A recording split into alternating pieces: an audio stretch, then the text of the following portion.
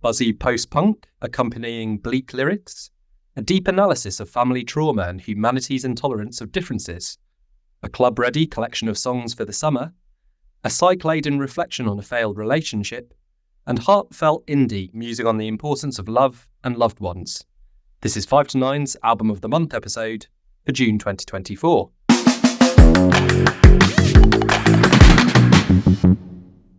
I'm Andrew Belt, editor of the 5 to 9 blog, and joining me we have over in Nottingham, Karl Blakesley of New Music Central, and over in Santa Fe, Kiley Larsen, the founder of Santa Fe-based record label Mañana Records. So, I mean, the sun must be out in Santa Fe, Kiley.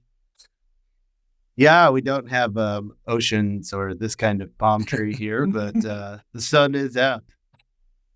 The palm trees just behind us, a very relaxing thing to look at, and similarly relaxing, or at least compelling, is your psyche, like carpet on the wall you have there, Karl, or rug is probably the better word. Yeah. We actually saw like another YouTuber that we watched had this exact one on their backdrop, and we stole it basically. So it's been a permanent fixture for a long time. Really ties the room together. Yeah, that's it. You stole it from the YouTuber? Not all their videos have been really bare. So, yeah. Not from his house. We just saw it and we were like, "Oh, that's really nice. Let's see if we can find it." And we did. We tracked it out. Very nice. Ordered our own version. Yeah. Oh, good. And then the usual brand behind me, of course. Right.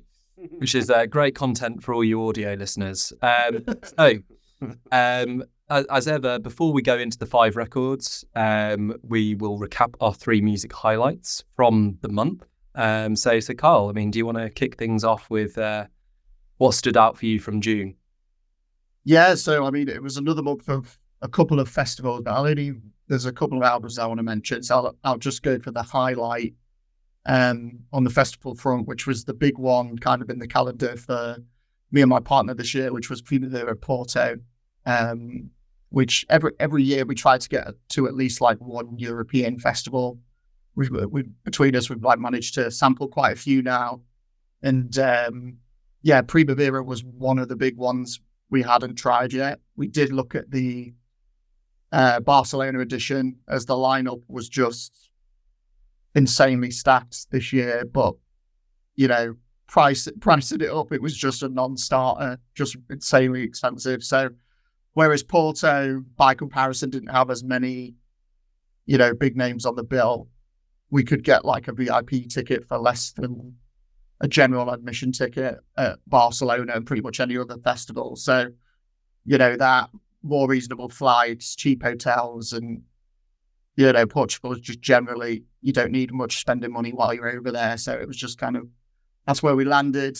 And yeah, I mean, in terms of the festival itself, on paper, looking back at it, you'd think it was a disaster. Loads of artists dropped out in the run-up for various personal reasons. So Lankum, Julie Byrne, Ethel Cain. Obviously, we tragically lost Shellac from the bill because of the passing of the late great Steve Albini. So yeah, loads kind of dropped out. And then to compound matters further, Justice, who were due to headline the other main stage on the second day, managed to collapse it while loading in their lighting rig, which was, they basically found out the hard way it was too heavy for the stage. So that meant that not only their headline set was cancelled, but the whole program for that stage got written off. So yeah, not the ideal scenario. The weather wasn't perfect either. Thunderstorms, heavy rain at points. But, with all of that, we just had the best time. Obviously, I'd say if you'd flown in for Justice, you'd probably have left a bit miffed. But for us, it was, it was great. Lovely setting. The festival takes place in the Parc de Cidade. I'm not sure if I'm saying that right. But it's like a natural trust type protected park. So lots of like natural greenery everywhere. Wasn't overly commercial. And yeah, got to see some amazing artists. Last in a party. Mannequin Pussy, Royal Otis, all ones that I've really enjoyed their output this year. Lana Del Rey and SZA both showed kind of why they're the biggest pop stars on the planet right now. Brilliant production.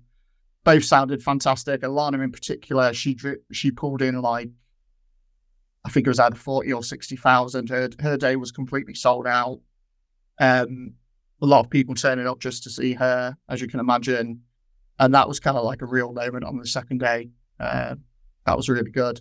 Mitski, outstanding too. And then the National in American football, obviously two of my favourite bands. I've seen countless times now, but probably put in two of the best performances I've seen from them. The National especially, third time seeing them headline a festival in Europe.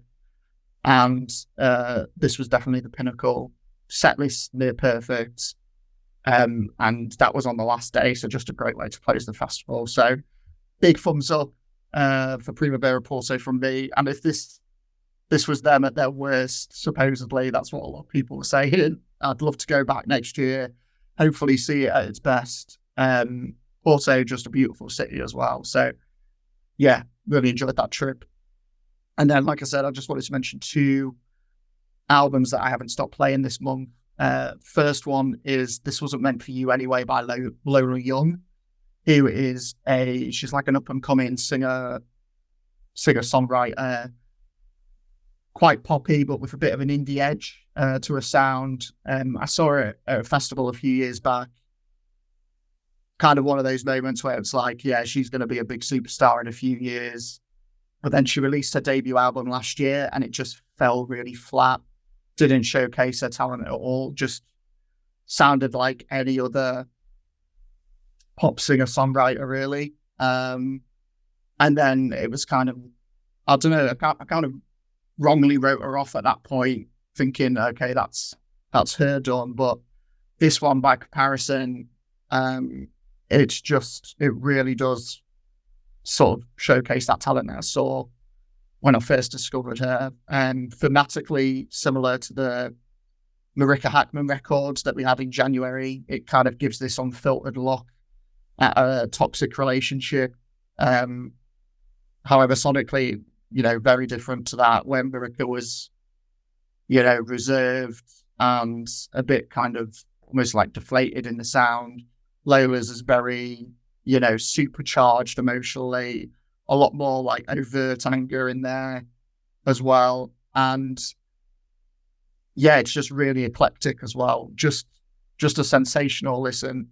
It's that rare record where it's super eclectic, but because it's, conceptually quite tight, it just anchors it. So it works together as this complete piece. And yeah, just not stop spinning it this month. So highly recommend that one. And then the last one I just wanted to mention, debut album from Irish rappers Kneecap, called Fine Art. It's an album that won't be for everyone. It's, hard electronic beats, rapping that flicks between, the English and the Irish language. Quite controversial. There's also a bit of an anti-British sentiment at the core of a few of the tracks as well. But for me, I just cannot stop playing it. I think it's fantastic. It's another concept album. Basically details a night out in a local pub, with all the kind of happenings that you may see on a night out in an Irish boozer. There's like interludes and skits a lot that kind of guide you along that story as well. And it's just an absolute blast. Grian Chatton guest features on one track, which was kind of the lead single for the album. There's some Irish trad influence, like traditional Irish music, coming into a few of the beats as well. And yeah, as someone who's like half Irish and grew up with that style, it just ticks a lot of boxes for me. So, and yeah, I found out the other day that they've actually got a biopic coming out next month. It's got Michael Fassbender and a couple of other famous actors in it. It looks like they're playing themselves in it as well. So yeah, I thought that was a bit nuts. So a band that's already blowing up this year, it seems. They went down a storm at Glastonbury from what I could tell. And, I think once that film drops and gets onto streaming platforms, they'll probably just explode even more from there. So, yeah, really great album. And, those were my 3 highlights. You heard it here first before they explode. So, Kneecap. And then, Primavera sounded, like you say, it had its challenges, but you can't really beat, a weekend in a nice European city and seeing some good artists still. And then, Lola Young, someone I've not come across before. So, some interesting things to look into there. So, Kylie, how does your June compare? What would be your 3 highlights outside of the 5 albums here? Oh, you're on mute. Karl, I'm glad you mentioned the Kneecap movie coming out, because I've been enjoying that record as well, and hadn't heard anything about that. And I was at the movies a couple weeks ago, and this trailer came on, and I was like, "What the hell?" And it's just called Kneecap, and I was like, "Yeah, hell yeah!" It looks like a lot of fun. Can't wait to see that one. For me, I'm just gonna go with 3 albums for this month. All 3 being from, people that have been top favorites of mine at one point or another over the last 10, 15 years. And all 3 just kind of really surprising me with how much I enjoyed their albums, with maybe not going in with high expectations. So the first is Strand of Oaks, which is a great Philly project, Tim Showalter. And his newest one, Miracle Focus, is just fantastic. He's, traditionally his early albums more alternative, but he's leaned into more electronic textures in the last one, In Heaven, in 2021. And this one just fully went into crazy loops and these amazing synth parts. And, the big press narrative for him since 2020 is that he's gotten sober and has started painting, and like between the album cover of him sitting in front of one of his paintings and the lyrics on there are just like downright joyful. So just a really great record that I'm very happy for him. Seems like things, as much as I loved those albums from the last half of the Yachts there, it feels like a really authentic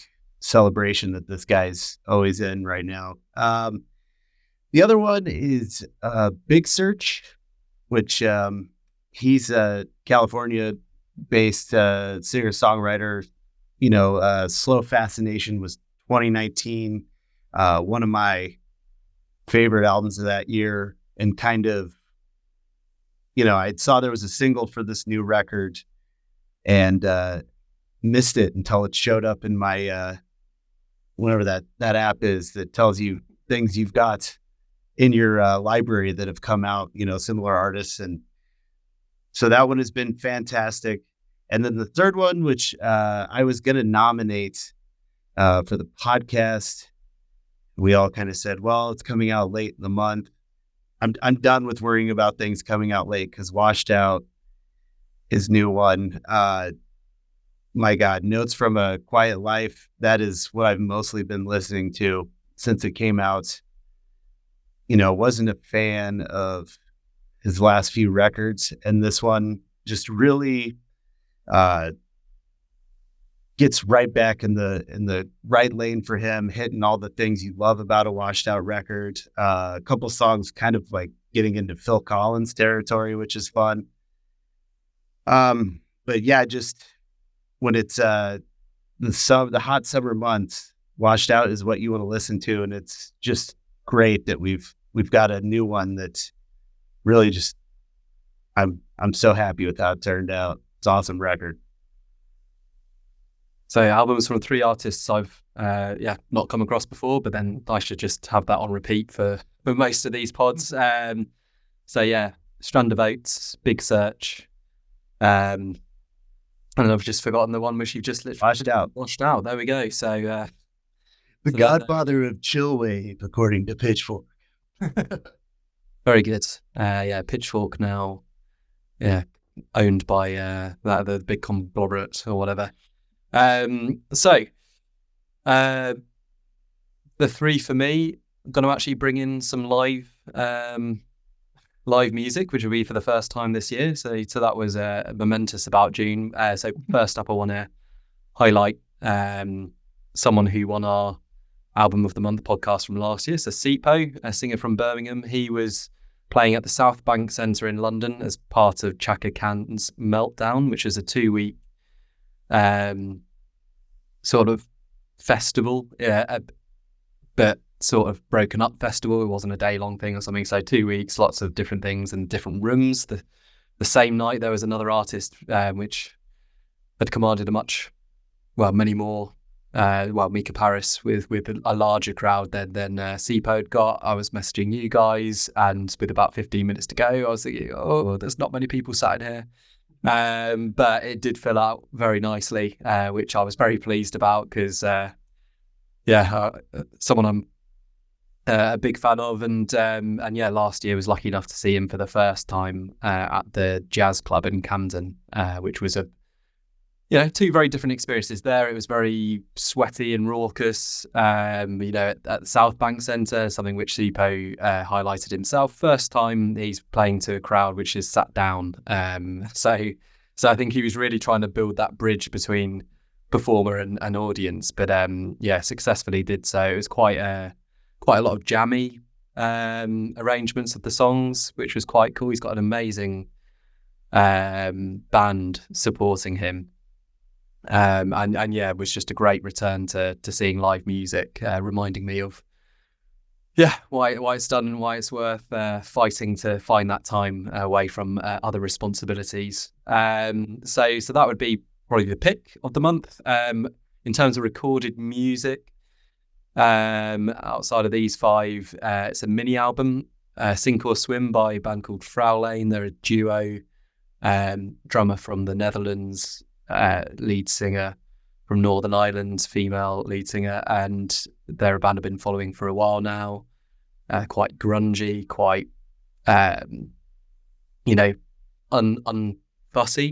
music, I suppose, in that sense. Really just takes you back to the 90s in what they produce, and quite a few EPs up until this point, not quite album yet. So this was basically a long EP, I think. Really, it was just under the 30-minute mark.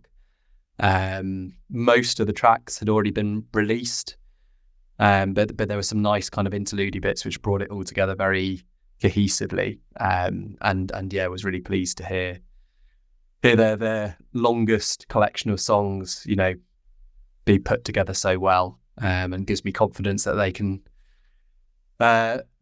produce a very exciting debut album. So looking forward to when that may drop. Let's hope there's a few more ears listening first. And then final one, I was fully anticipating Ty Segall would have been in this list. I did see him at the Roundhouse in Camden at the end of the month. Can't say that I'm loving the current era of Ty. And it was in support of Three Bells, which we obviously covered in January. And it just wasn't, there were good moments during it, but it just wasn't one which I was fully engaged with. I actually left a little bit early. Sounds like our review for that album. I just left a little early. I looked back at the set list, and more than half of it was from the album. So I think that's the issue. Some of the other tracks which were played were really good, but I would probably crave more from, is it Freedom's Goblin and Manipulator, which are two of my absolute favourites, plus his self-titled one from 2017, and there was very little from those. So that wasn't great, but we're talking about three highlights. I'll give a shout out instead to the support band, which was a band called Earth Tongue, duo, quite similar to Fraulein, actually, because it's a drummer who's male, and then guitarist and vocalist female, and they're from New Zealand, come all the way over from there, kind of doom-laden grunge. So I don't think they're a band I'm probably going to really dive massively into their music. From a record perspective, although I have dived into it a little bit since, but really good set, and very kind of, like I say, bleak kind of metal feel to it, and some excellent kind of fuzz guitar as well. So yeah, they were my 3 highlights. But yeah, let's move on now to our 5 albums we've selected for this month. So first up is Below the Waist by Goat Girl, which was my selection for June. So I'll go first here. So I mean, Goat Girl, I can't say I've got, the deepest of experience with them. Seen them live before at End of the Road a few years ago. I think when they first sort of were on the scene in the post-punk kind of space. They've also gone through a few lineup changes in the meantime. So they've gone from a 4-piece to now a 3-piece.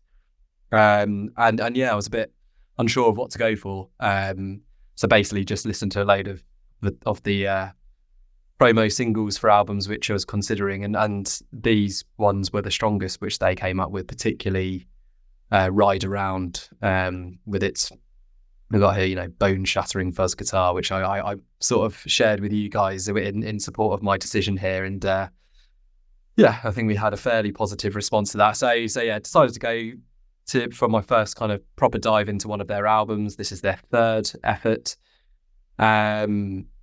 And yeah, got to say that it was took a little while to get going. I wouldn't say it's an album where immediately I was fully into it, aside from those singles, which I really enjoyed. But the more I got into it, the more it kind of seeped into my consciousness. And it's just one of those which builds its own quite bleak aesthetic, but it kind of really has that hookiness as well in their own way. They're building something quite unrefined. There's not an awful lot of shiny production here. Some quite interesting choices of instrumentation as well. It's almost like shabby in parts, but the whole sort of is greater than the sum of its parts, I suppose, in that sense. And I think what you have is a really well curated album here. Just a few highlights, as mentioned, Ride Around, which was one of the lead singles off this album, and like I say, that just kind of blew me away with my headphones, where it just felt like it was actually moving me with that fuzz guitar, which one of my favorite sort of instrumental moments this year, I would say. There's some quite nice acoustic guitar in the chorus refrain. Lyrically, it's about taking the plunge with someone, warts and all.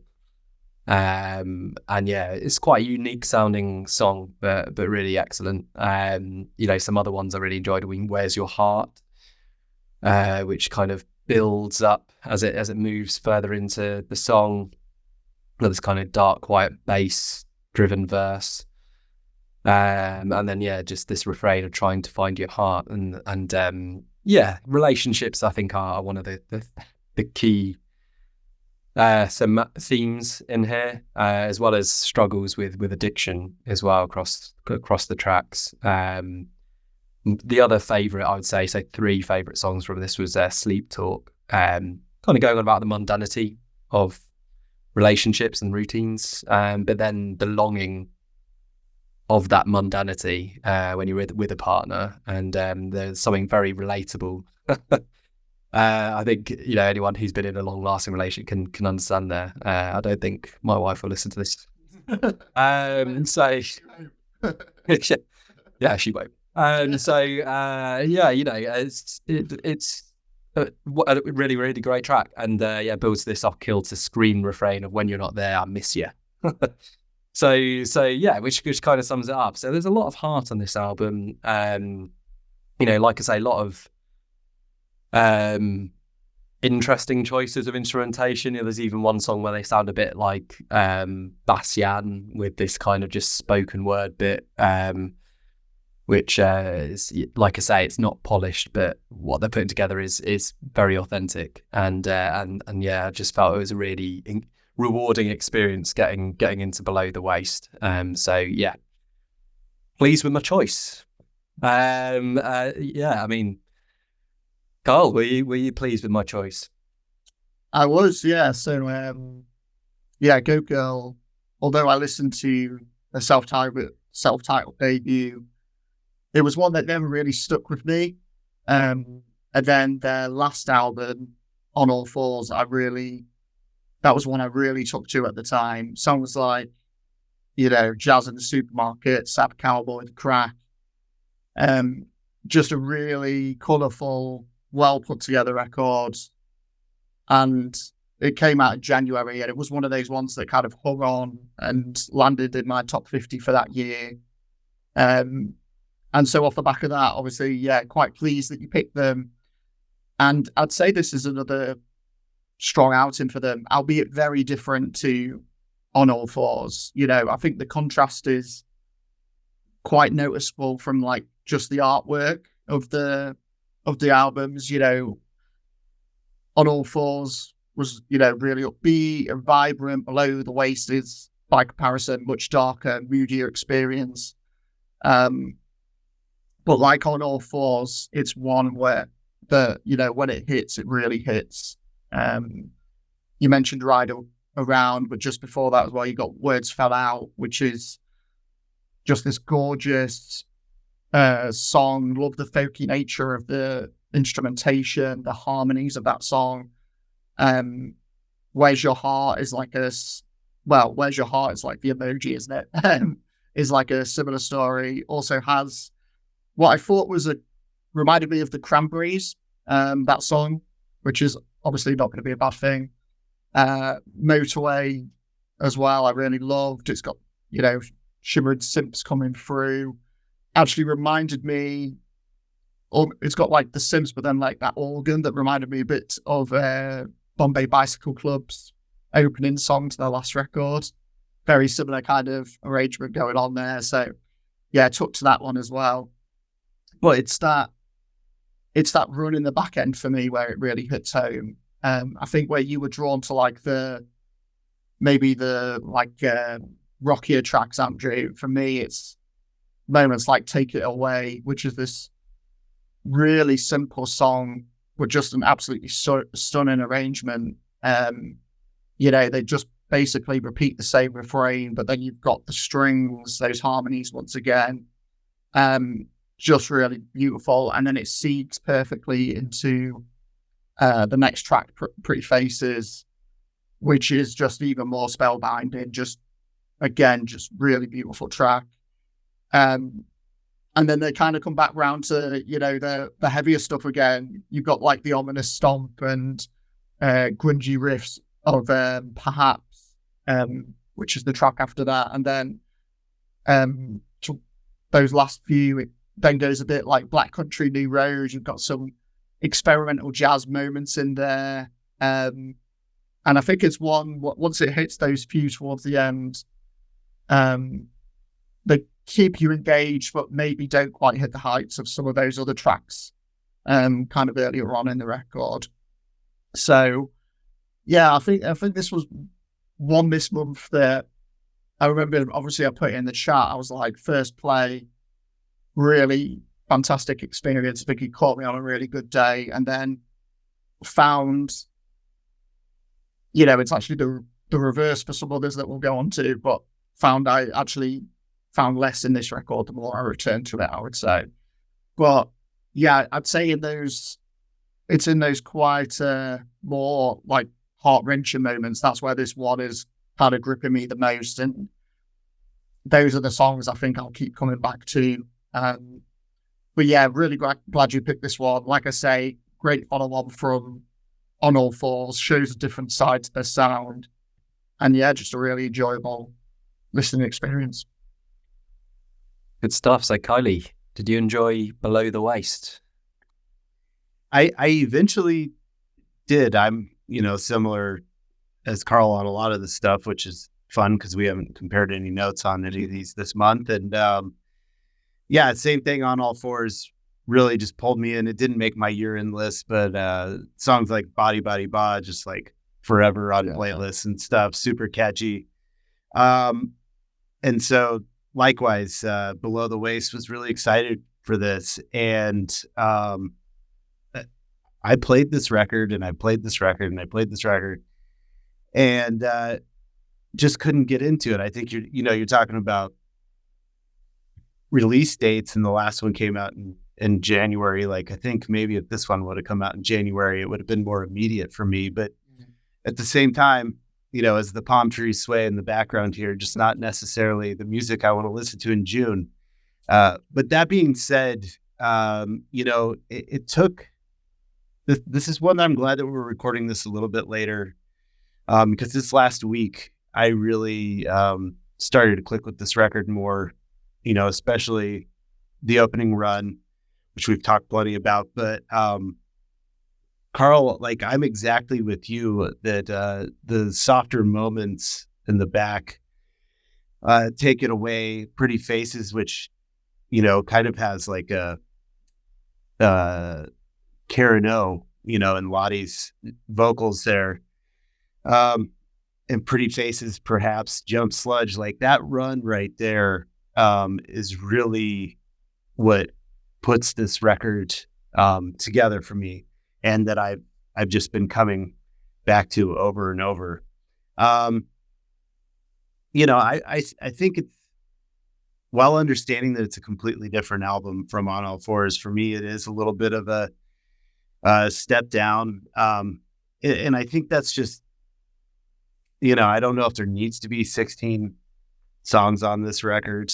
A lot of the time it feels like they're building towards something, and then, nothing ends up happening, or a lot of, just repetition going on here. And, sometimes I wonder if it's Lottie Pendlebury, if her vocals aren't always driving something for me here. A lot of the time she goes into this speak sing, which works for the post-punk thing. And I sit here and I go, well, is it her vocals that are, holding me back on this? And then, you get Pretty Faces, and I'm like, she can definitely sing. She's a really great singer. I think she's just trying to fit the music there, and that it doesn't always work for me. But yeah, overall, pretty happy with this record, especially the back half. Some really pretty moments there. A mixture of prettiness, but also a bit of roughness from below the waist, which broadly positively received by the three of us. So our second album is The Art of the Lie by John Grant. This was chosen by Soph, aka Purple Mac, who is a purveyor of underground indie music and runs a new music podcast. So do check her out via @MacaronPurple on X and Purple Mac Podcast on Insta. The Art of the Lie. Kiley, I think you're going to kick us off here. Yeah, I was glad Soph chose this one for a few reasons. I think John Grant has really just been on a roll the last 3 or 4 records, and I count myself as a huge fan. The other part of that is that, he spent his teenage years in a suburb of Denver, which I won't name here on the podcast, but it's I've got family there, and he didn't necessarily have, the best upbringing as a gay man in a very conservative area, and so, he's always had these dry lyrics that, in their own way, are kind of diss tracks, and I've always enjoyed the way that he's processed that experience into these just wickedly sharp songs. And I think it was I've been trying to remember. I think it was 2013 when I saw him open for Elbow in New York, and live, that was really what sent me down the John Grant rabbit hole. I'd, listened to Pale Green Ghosts and thought it was all right, but seeing that album live, and just what a powerful performer he is, just has made me a fan ever since. So, Boy from Michigan, 2021 was fantastic. Love Is Magic. 2018. Loved those two records. And then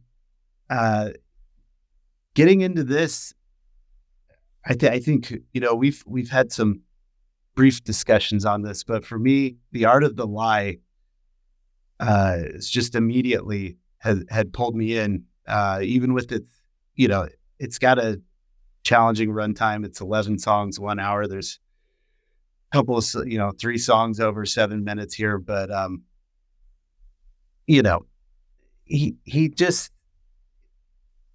the way I need to describe this album is it's the most John Grant album. You know, a lot of funk going on, but then there's some dirty synth parts that kind of remind me of like 90s Nine Inch Nails and stuff like that. And, you know, the lyrics on point as always. I think All That School for Nothing, Marbles, Father, Mother, and Son. That for me is like great opening run there. Meek AF, you know, I'm all right with that song. That one's the one that's kind of taken me a little while to get to. But Daddy and the Child Catcher, just fantastic songs on the back there. Laura Lou, that one I'm also not fully in on, but you know, it's short. And then Zeitgeist, just a fantastic closer. So, you know, love this record. If you love John Grant, you're going to love this record. If you aren't familiar with him, you know, this might be kind of a tough entry point. But, you know, for the fans, this is just a really great, witty record. Are you on board with The Art of the Lie as well? Yes, okay. I mean, I kind of mentioned it on the last one. The flip side to Goat Girl, this was one I really wasn't taken to on the first listen. It's, you know, historically, I've always struggled to get into John Grant's music. You know, became aware of him around the time of Grey Tickles, Black Pressure, when it was, you know, topping lots of year-end lists around that time. But yeah, that record, I mean, it didn't do anything for me at the time. Probably one that I'm thinking now I should go back and revisit, actually. But yeah, it wasn't really until his last album, Boy from Michigan, where it just finally clicked for me. Just a really fascinating, really engaging, as Kiley says, lyrically, you know, really pulls you in with the stories that he tells. Quite theatrical collection of songs, you know, going from this haunting piano ballad, The Cruise Room, which absolutely adore that song, to then these like expansive electronic epics like the title track. And then you kind of had songs like The Only Baby that was kind of like a best of both worlds, where it started out quite slow, just him on the piano, and then the electronics would kind of fill your headphones. So yeah, that year that album ended up quite high on my own year-end list. I think it was in the 20s. So yeah, like Goat Girl, was excited to hear John follow up that record. And like I say, the first spin, I did think it was a real drag. But, you know, I think it just felt quite single-paced by comparison to Boy from Michigan. Nothing really took off. And there seems to be much more use of the vocoder this time around, which, whatever day it caught me in, just wasn't doing it for me. So I kind of stuck a pin in it, came back to it, then came back to it again and again. And yeah, this has done a complete 180. It's really clicking for me. And I'm finding myself more and more fond of it. Almost feel it's one of those where it's almost like looking back now, it's like single paced, really. Like there's so much going on with this one. All That School for Nothing, just a really funky start. Then you've got Marbles, really spacey instrumentation going on there. Some really fantastic guitar passages in the back end. Father, you know, reminded me a bit of Hot Chip, which is never a bad thing. Then, like you say, Kiley, Mother and Son kind of completes that great opening run, really trippy, dreamy soundscape. And I think that was the one actually that turned me off on the first listen, because it's got that annoying bit at the start where it just repeats that. It's like a tape recording of someone saying something. And yeah, I think it just grated on me at the time. But yeah, Sid's Rachel, love that track. Really tender, quite intriguing at every turn as well.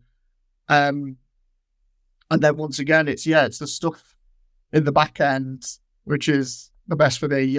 You weren't so fond of me KF, but I really love that track.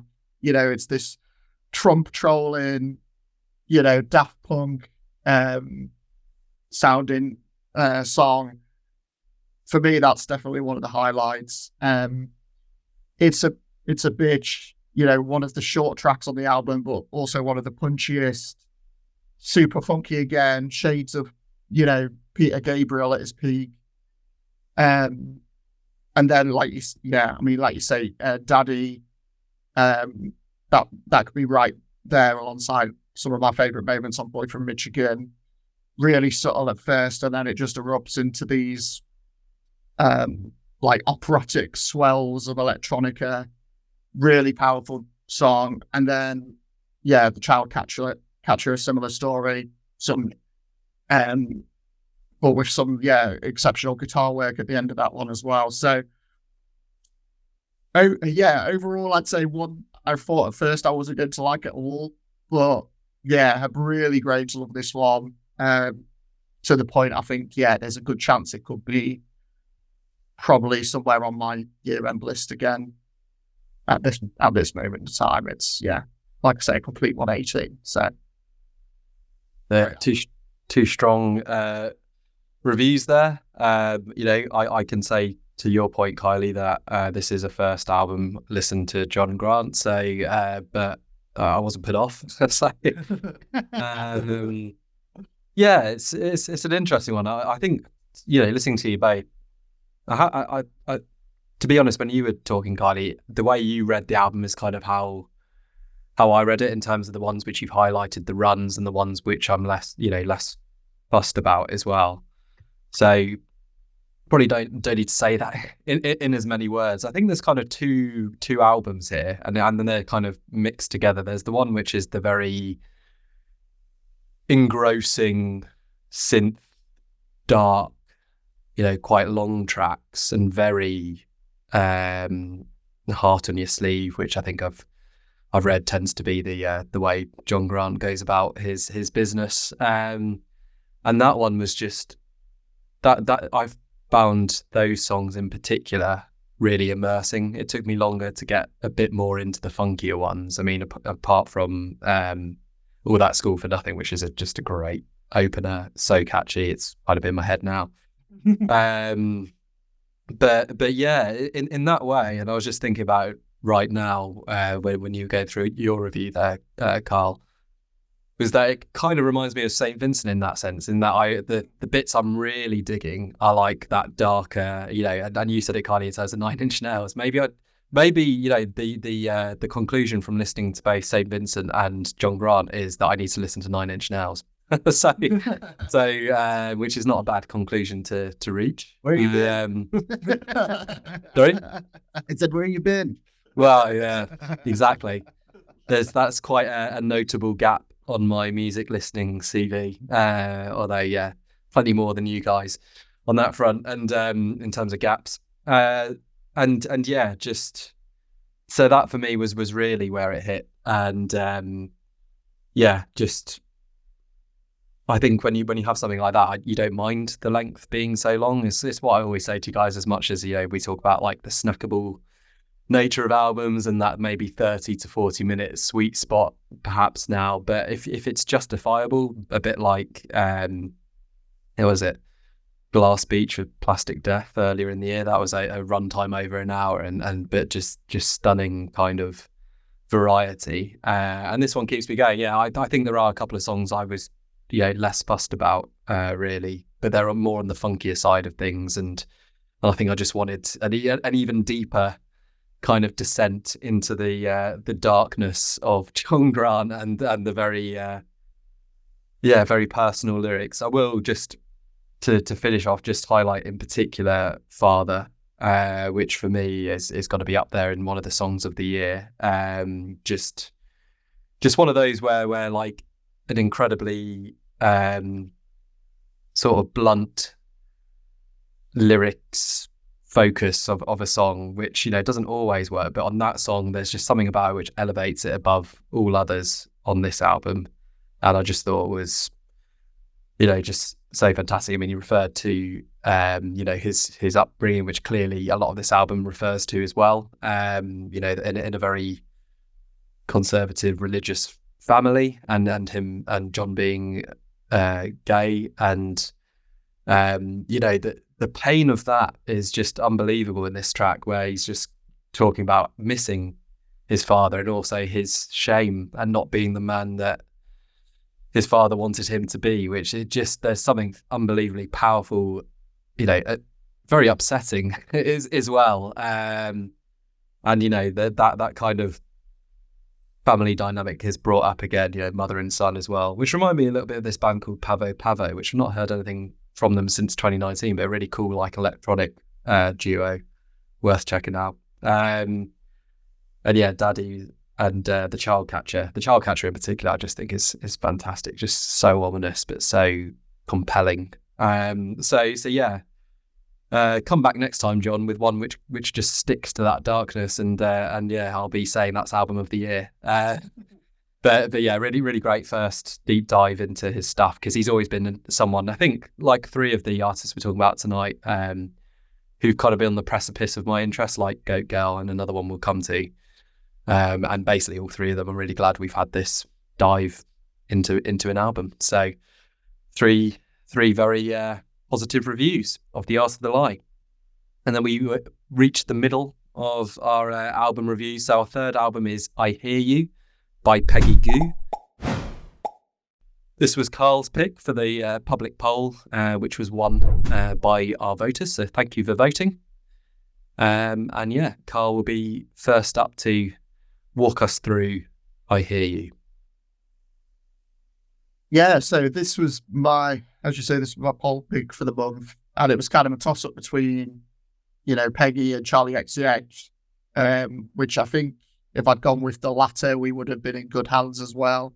Obviously, one of the, you know, it's become one of the biggest albums of the summer, but yeah, it was, with Peggy's being a debut album, what I've been kind of waiting on for a while. You know, this is the way I went. So yeah, as you say, thanks to everyone for sticking it on the lineup for us after me begging and pleading on socials, which I don't always do for a poll pick, but I know you guys didn't have too many you were keen on this month, but this was what I really wanted to hear. So yeah, glad that you ended up in the spot. So yeah, I mean, Peggy, I was first introduced when she played Lost Village the first time. I can't remember what year it was. But even then, she was, you know, quite well known in the dance and electronic circles. You know, she managed to, can't remember what stage she was playing, but she managed to shut it down that year with just the amount of people trying to get there to see her. So it was, yeah, once she was on my radar, she wasn't the most productive artist in terms of output, but she'd release a song every couple of years and it would just be, you know, a 10 out of 10 summer banger. Starry Night in 2019, just fantastic, incredibly artistic music video for that too, which I recommend if you've not seen it. I Go in 2021, which has obviously made it onto the album here, still my favourite Peggy Gou track.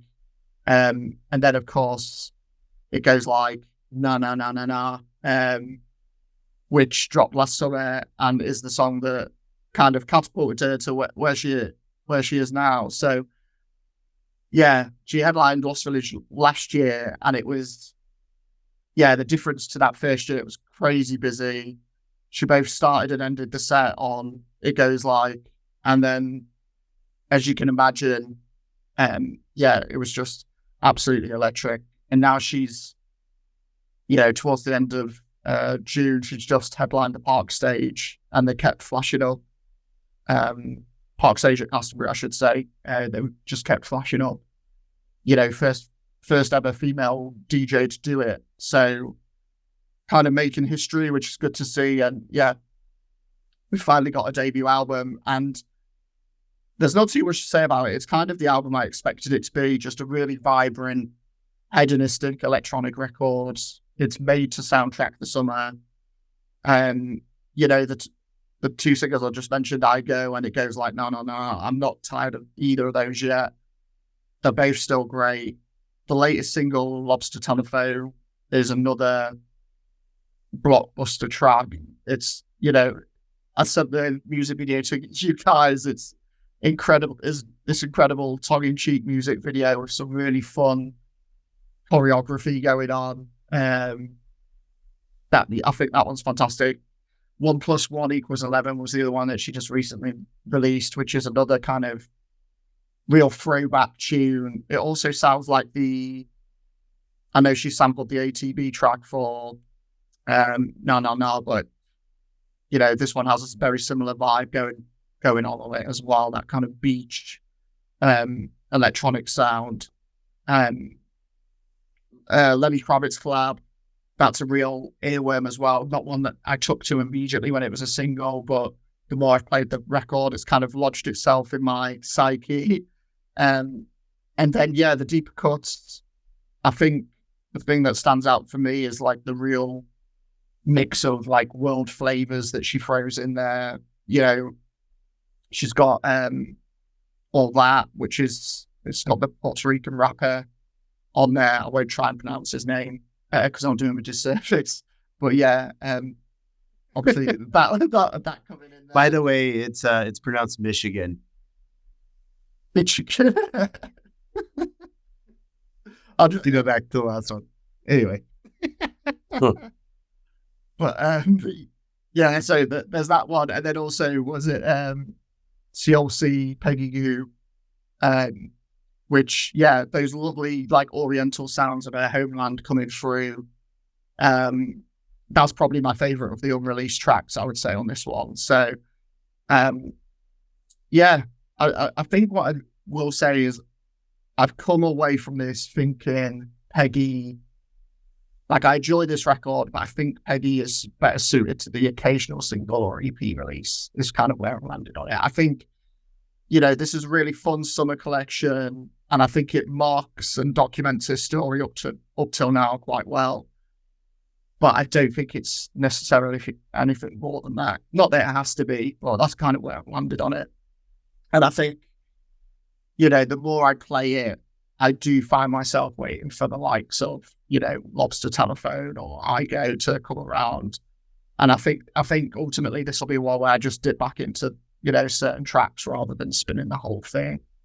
But nonetheless, it's a record that's made for this time of year, and I just love seeing Peggy, becoming the superstar DJ that, she was obviously always born to become. So, that's kind of where I landed on it. But Kylie, do you agree, more suited to EPs and singles than this full length? What would you say? I've gotten into her over the singles as well, but I think this is a great record. As I sent to the group chat, I think she's the only one this month that understood that it was June, and this is what we're supposed to be listening to in June. Just bangers, things that make you feel good and things that make you, all right with being out in the heat. I looked at this album a lot as I was reading the critic reviews for it. I looked at it a lot as I did Jada G's album last year, where it doesn't necessarily have the same narrative structure tying it all together, but the same complaints critically about this record were the same as Jada G, where I don't know what people want out of like 90s throwback house music besides let's have a good time and Lobster Telephone, the video included like one of my top songs of the summer that I just can't stop listening to. I'm with you too, Karl. I Go is still my favorite of hers, and it does fit nicely on here. It is interesting that's kind of towards the back half, waiting on it. But my other thing is it goes like na na na na na. Why is the edit on here? Like the extended regular version is what really sold me on her, and to have this like 3-minute version, just such a bummer. But yeah, and I what did you say for the Lenny Kravitz track? Like it just eventually burrows into your consciousness. I feel the same way. Like the first time I heard that, while listening to the entire album, could not get into it at all. A little bit of a Phoebe feature there, we'll call it. But as you said, like the, growing up in the 90s and the early 2000s, and Lenny Kravitz was one of those that like I could never hear again and be okay with it. And damn it, does it again on I Believe in Love Again, where I'm like, okay, fine, Lenny, I'm down with this. And then same Soulsy Peggy Gou. I could actually go for, more an EP or an album that features, her more of her South Korean roots there, because it just ties in so nicely to the beats that she's, throwing down. But yeah, I don't know, one of my favorite albums of the summer, and it doesn't have to be, a deep think piece. It doesn't have to be challenging. It just has to be a good time sometimes, and that's what this is. I struggle with a good time, so yeah, I'm probably feeling that kind of critic kind of lens, I suppose. But yeah, I mean, I listened to this on I was going into London, so it's usually when I was going in, because it fitted into the time spell I was on the train. Whereas most of the others here, we're talking about a more towards the hour mark, so I'd have to get straight into that and not do my usual Duolingo in the morning. So this is the one which worked quite nicely with that. But yeah, I mean, didn't really know her before this. We obviously had the Lobster Telephone conversation on the WhatsApp, which got me quite excited for what I might be stepping into. And it is fun. Like it's definitely fun. So yeah, it was, I don't think you could say you could dislike this. I was listening to it on those morning commutes. And yeah, it hasn't burrowed into my brain, the I Believe in Love Again. So again, seeing Lenny Kravitz was quite exciting to me, because I still have quite fond memories of the late 90s, 2000s, and those, massive tracks. Maybe hasn't been played as heavily as some of the other tracks from that era, which I can't stand anymore.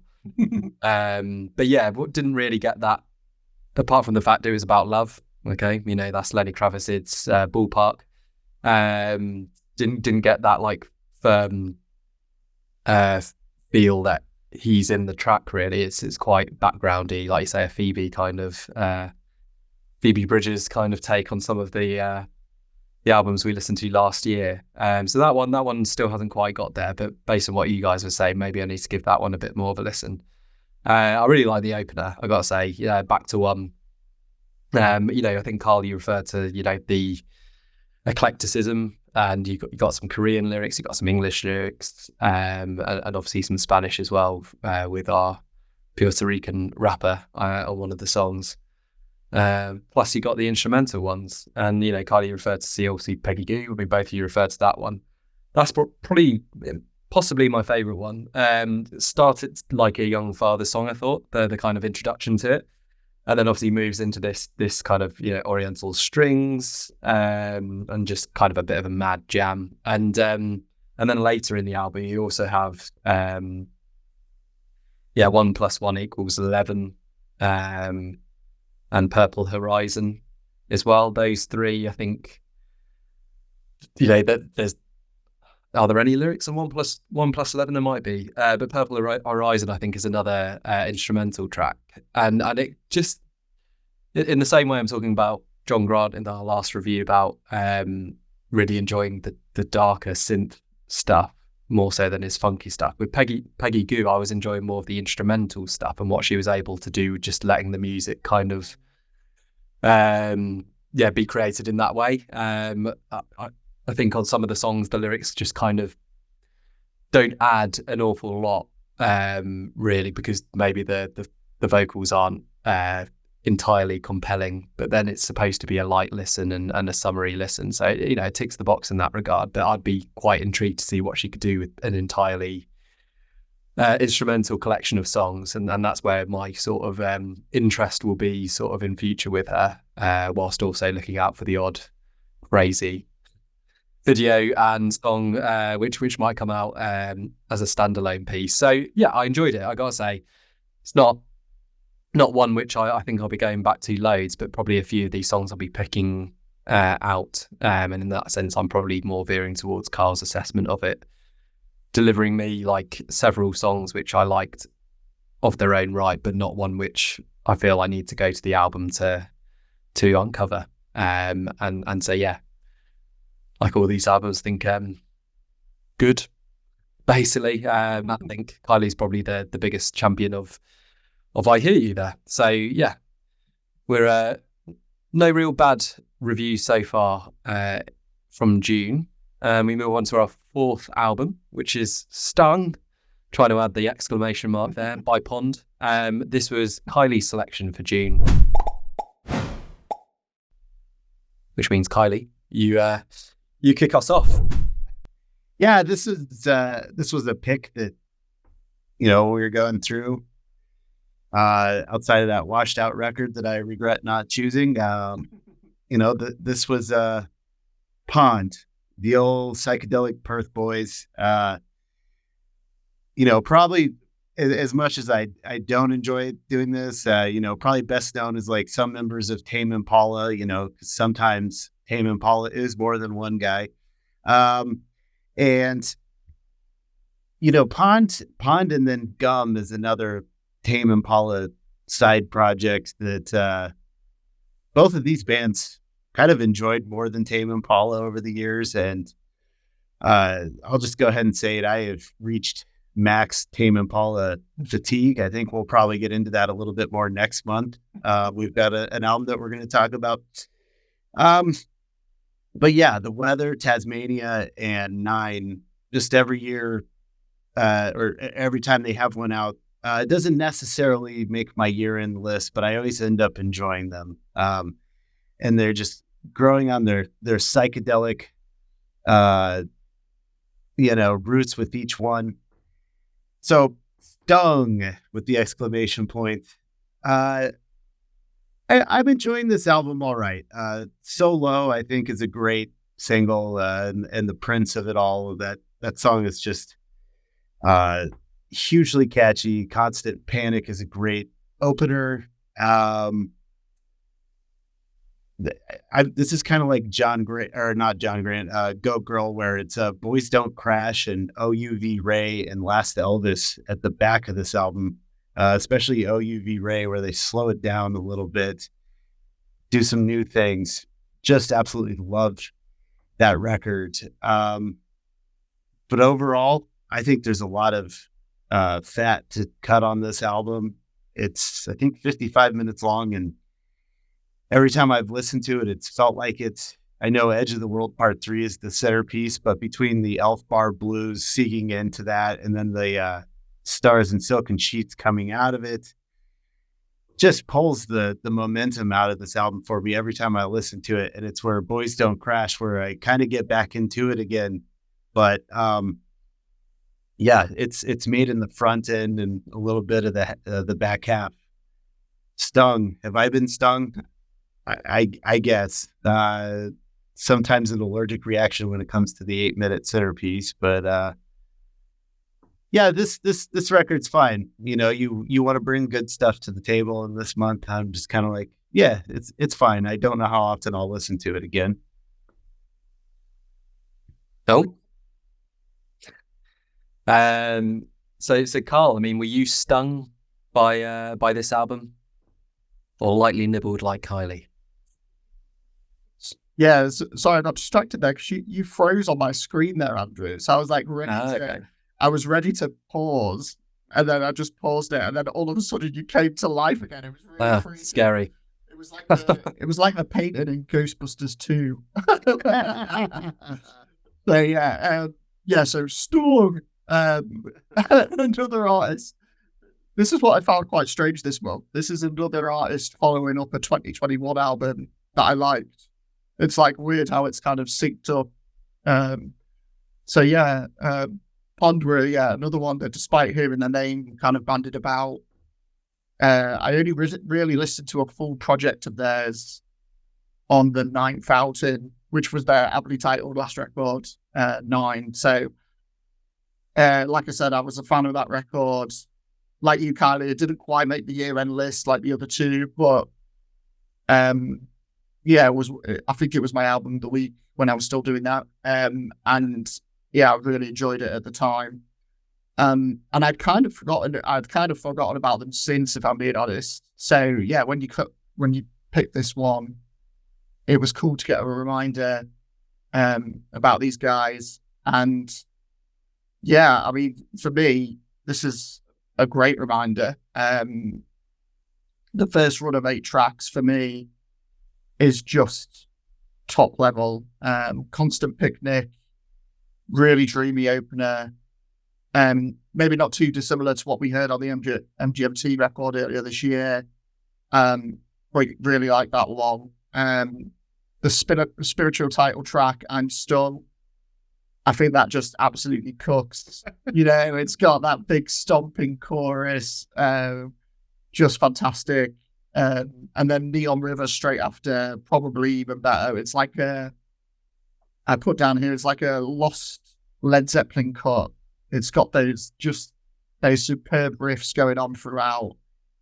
Then they jump from Led Zeppelin to David Bowie on Solo. Reminded me a bit of Fashion by David Bowie. He's got that strutting disco riff. And in that sense, like, although it doesn't sound like the Lemon Twigs, but similar to the Lemon Twigs in the way that it evokes, these artists and songs of years gone by, while it's still sounding, fresh and keeping its own identity, which I really like. But yeah, carrying on that run, Black Lawn, more great riffage. The brilliantly titled Elf Bar Blues, which, just got those crazy kind of psych synths going on. Really cool moment in the middle of the record. And then for me, the best track on the whole album, which kind of completes this stellar run, is that Edge of the World Part 3. Just an absolute journey for 8 minutes. Builds nicely with a, steady, quite hypnotic first half. And then we get this, trippy instrumental bit with the xylophones and the synths kind of popping off. And then it just, it erupts into this almighty crescendo for the final couple of minutes. And it's just incredible. But it's almost a bit of a cursed sword. As good as it is, it's like the last few tracks for me that maybe failed to live up to that. We kind of get that little interlude, and then we get the likes of Boys Don't Crash, Last Elvis, which for me aren't necessarily missteps, but they maybe just offer more of what we've already had. And I think I would have just cut them out, tightened the track list up a bit. There is some nice moments at the back end. You got the horns on UV Ray, Elephant Gun, a nice kind of chill wave type moment towards the end. And then I think Fell from Grace Within the Sea is, it's a suitably epic finale, but maybe not quite what I imagine it. If they put Edge of the World kind of like at the end of the record, I think that may have trumped it as a closer. But yeah, no denying this is a fantastic psych record. Even if it's a couple of tracks, maybe too many, that first stretch alone, I'd say, is worth the price of admission. And for me, this might be as good as any kind of rock record I might expect to hear this year, I'd say. Nice way to end the review. This was one which surprised me how much I ended up enjoying it, really. I kind of knew about Pond as long as I've known about Tame Impala, but not dived in as much as I have with Tame Impala. I've seen them live a long time ago, but I don't really remember it.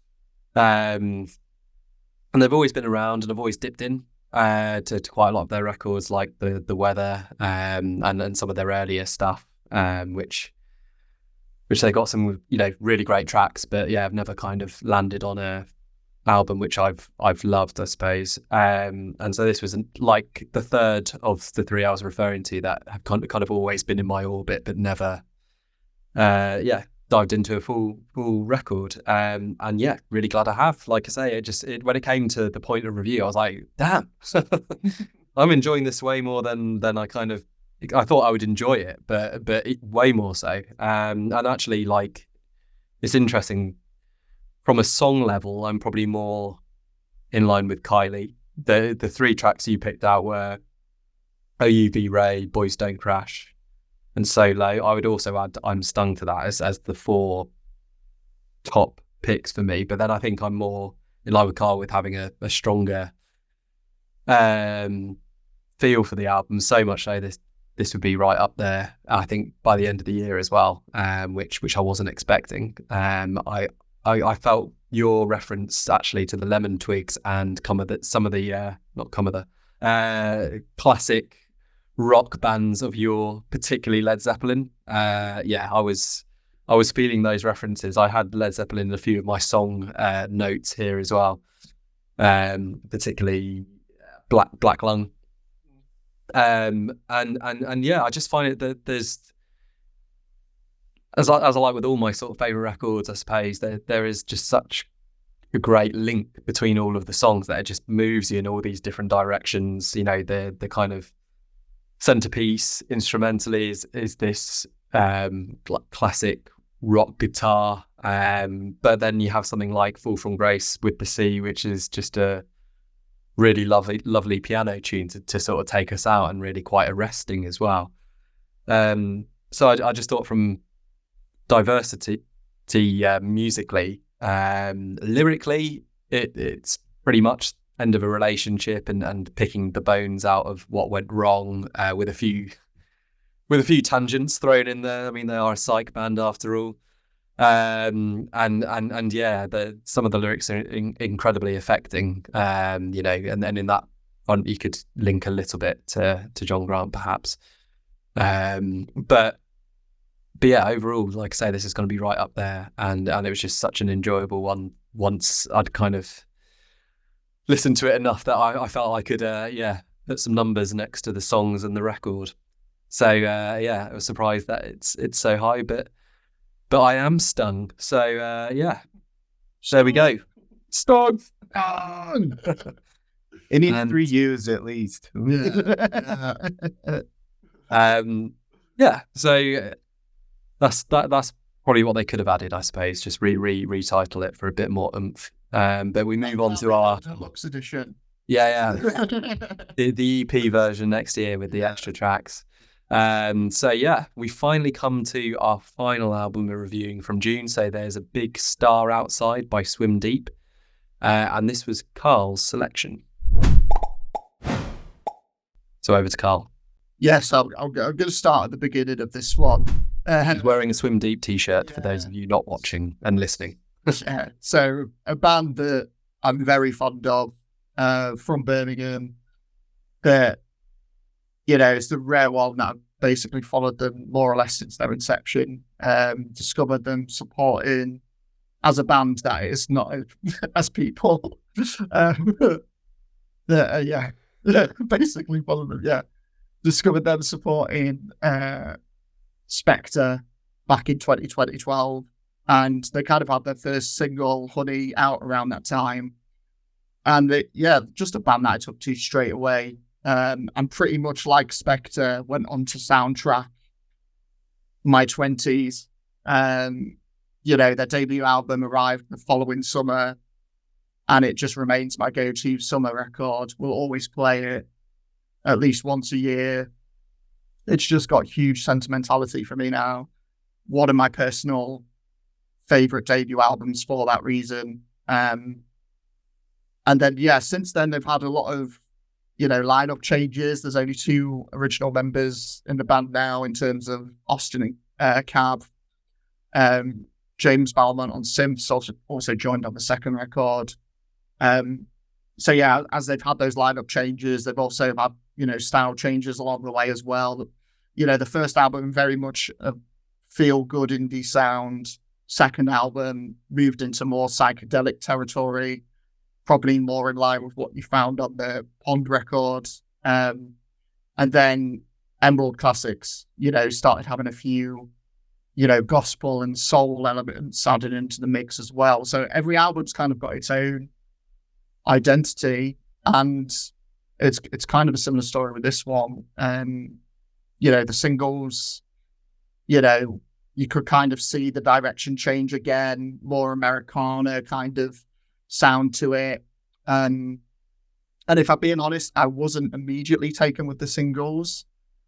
To the point where I was like, do I pick this one as my main pick, given, we had Charlie and Peggy and a few others. But it was kind of one of those, given how much I love Swing Deep, the fact that we covered Spectre and Sad Boys Club, who is kind of like their alumni. There's all these Easter eggs that link the 3 bands together. They're all good friends. They all turn up in each other's like music videos and such. So it seemed like I had to pick them for this episode. And I'm really glad I did, because whilst I wouldn't say this is the best album I've heard all year, it's well on its way to being one of my favourites this year. Like I said, the singles in isolations, they weren't doing much for me, but I think coming in as like a collection of songs that you could just kind of stick on with your headphones and, kind of zone out to, I think it's just absolute bliss. First time I played it, I was on the way back from Porto on the plane. So up in the clouds, sun shining. So hearing songs like Very Heaven, Sun in Your Eyes, it just took me to, that first play, it just took me to another dimension. Probably one of my favourite first listens I've had of a record all year.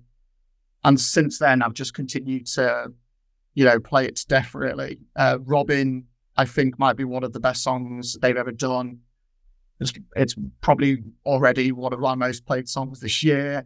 It's quite quietly anthemic, with those like choral vocals that kind of come in.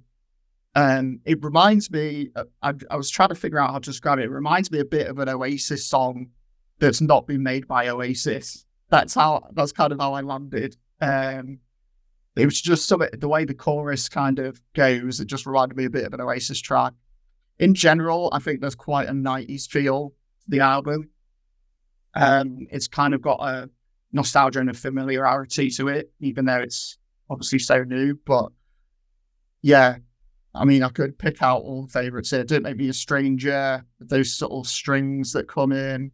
Again, quite a simple arrangement, but just one that really resonates.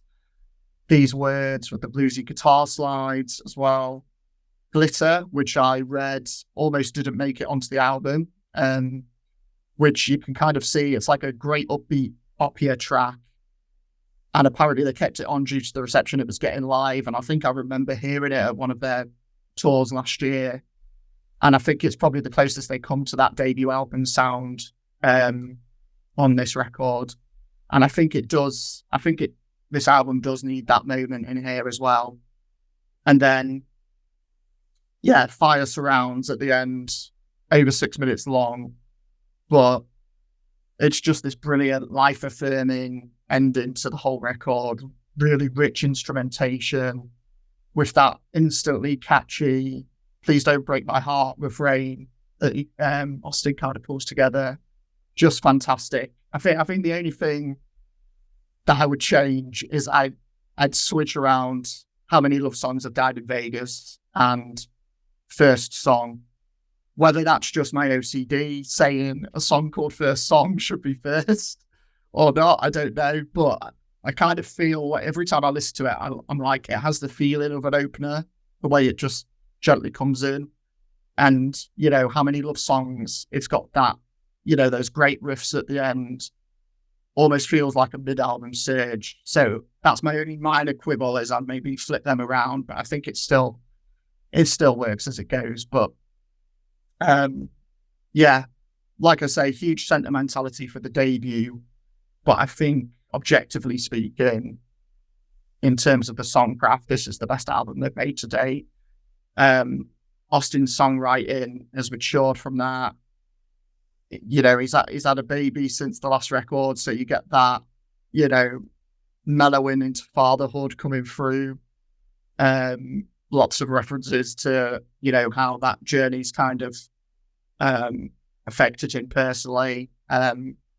Which, although, you know, unlike you, Andrew, it's not literally where I'm at, you know, spiritually and mentally, I am kind of like, you know, Six Music dad in terms of where I'm at. So, and I like that. I like that they've grown with their audience in that sense. And, you know, I think as a band, they sound better than ever. Big shout out, almost forgot to mention him, Bill Ryder Jones, who produced this album. He's already delivered, obviously, one of the most acclaimed albums this year himself. And I think now he's really, for me, brought the best out in Swim Deep on this one as well. So, yeah, I've waffled on enough there. I'm keen to hear what you guys think of this one. But yeah, big fan. Big praise. So, Kiley, what did you make of There's a Big Star Outside? I unfortunately do not have big praise for this record. You know, Karl, I know you love it deep, and where the heaven are we? You know, I listened to you because, you know, you and I started talking a couple years ago. Obviously, Swim Deep has had like zero cultural impact stateside, so I never. I'm doing it to a certain extent. Yeah.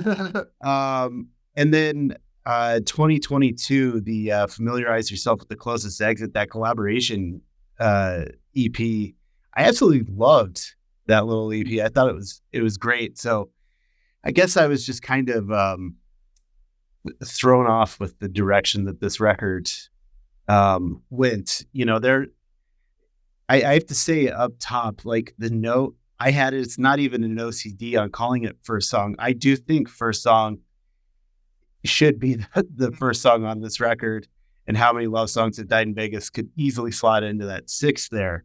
And I also find it interesting that Glitter was like a last minute addition, because for me, that song is absolutely essential to keeping this album going. I do like, you know, Don't Make Me a Stranger and Robin. It's funny you mentioned Oasis, because I do think that on Robin, but Don't Make Me a Stranger is like, I don't ask for Oasis very often these days, but every time I hear that song, preferably I can hear Liam like just nailing that song, and maybe adding a little bit of you know, Noel's big distorted guitars to it would like kick it up a notch for me. And then another band that I kept on thinking of with this record, because it really does go into that 90s, early aughts, is Star Sailor, which I know was a big deal in the UK, and one that in high school I was very into. One of those finds that, you know, no one else knows about, Star Sailor, one of those, and just loved those guys. So it kind of reminded me of that as well. But yeah, this record, although stylistically different, it's the same as the Goat Girl album for me, where I think there's just too much of the same, and it just is. I can't get it consistently from track to track. There's, you know, I think I've thrown 3 or 4 songs on my year-end list off this record, but I just find myself so often not listening to it while it's playing. I just start thinking about other things, or, you know, just it fades into the background. And I know it's been compared to the Spectre album from last year, and I get the thematic changes from, indie snots into this fatherhood and more laid back style. But that record for me just nails that concept so much better. And finally, Bill Ryder Jones. While I don't necessarily love this record, it does sound lush and phenomenal, and the production and mixing on it are really great. It's really great stuff. So, yeah, just I guess I was thrown off by it, and just not enough variety on this record for me. I mean, I initially, I when I first listened to it a few times, I suppose it was similar in the sense of it didn't sort of land at all. But then by the point of being the reviewing it and going through the lyrics, I think that's actually where I sort of uncovered a bit more depth in this album, because I think, a lot of the songs, I think very much where I am with this is early noughts indie, like earnest indie bands, Star Sailor, Tongue, not quite Badly Drawn Boy, but that sort of segment, it really seems to be sort of coming from and returning to. I mean, how many love songs have died in Vegas? The vocals sound so much like Grant Nicholas from Vida on that track. But yeah, that to me, I think is an essential part of this album, the lyrics, which I think is one of the real sort of selling points here. And I think it's a shame because I'm probably on about 3/4 of this on like really liking, and then there's just a few tracks towards the end which just don't really do anything for me, and I think it's that kind of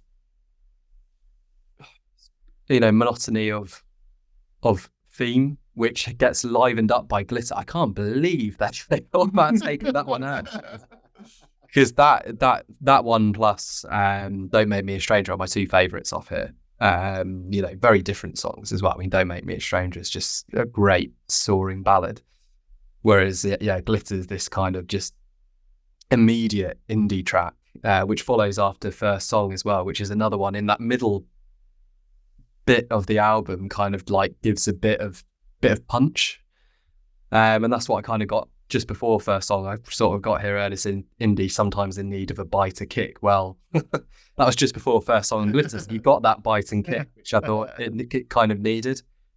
And then after that, it goes back to the other one. So I suppose it's these ones after that I'm less struck by. I would just say, in my overall assessment, sort of that it didn't crackle with excitement enough. It does at points, and I think that's probably not what it's geared towards. It's more this, lush. I think you've used it. I think it very much meets that objective in sort of quite a lush soundscape across the album, and some really well considered arrangements. As I say, great lyrics. But yeah, that kind of excitement level or elevation of the songs just didn't come through enough. But having said that, I mean, this is I don't think there's a bad album this month, and I enjoyed it, and I think there's a few, like as Kylie said, I've got a few here which are on my best of songs list this album. So yeah, good to complete the trio of bands which you've mentioned. But yeah, I think it's good without being great from me. And that brings us to the end of our assessment of the 5 June albums, and we now come to the verdict. So I think we've all kind of called this. This is going to be quite a range. So I don't know who wants to go first with their list. I can go first. Why not? Because it's all going to be very different, I feel. So in 5th, I had Peggy Gou. Like I say, I enjoyed it, but not as much as the others. Swim Deep is my 4th one here. Then 3rd, and it was a scrap of paper between them, but 3rd I landed on John Grant. As much as I loved that album, I loved Goat Girls a bit more. And then probably what was clear from my assessment of Ponds is that one was very much my favourite this month by a bit of a distance. So I know that there might not be any like either of you who you've even got one of those in the right the same place I've got it. So let's hear it. So I did actually get one the same. Okay. So I actually surprisingly had Peggy Gou 5th, which that was just my objective head. But then I've also gone with my heart in another sense on the other ones. But 4th, I've got Go Girl. 3rd, I've got Pond. 2nd, I've got John Grant. And then happily be the outlier with Swim Deep at top. It's looking fairly even, although Peggy Gou's trailing. So Kiley. Mine are all different from that as well. And I don't know. For me, this has been the weakest month of the year so far. Just as much as I love the number one that I'm going to pick, it's just there wasn't a record that we listened to this month that just completely blew me away. So number 5, I'd have Swim Deep. At number 4, I'd have Pond. At number 3, Go Girl.